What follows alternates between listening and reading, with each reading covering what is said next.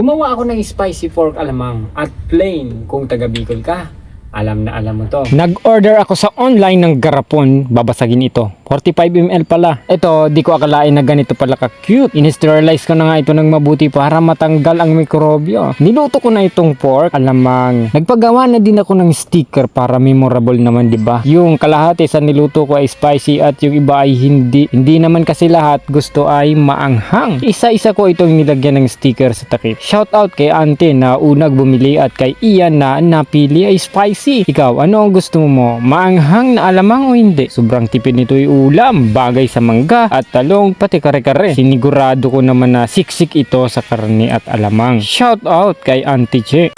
Meron pang alamang? Tito Bob. Alamang. Ginataang alamang. Bili na kayo, magkano? O, sinong gustong bumili? Sarap to. Tito Bob alamang. Ginataan. Shout out, Tito Bob.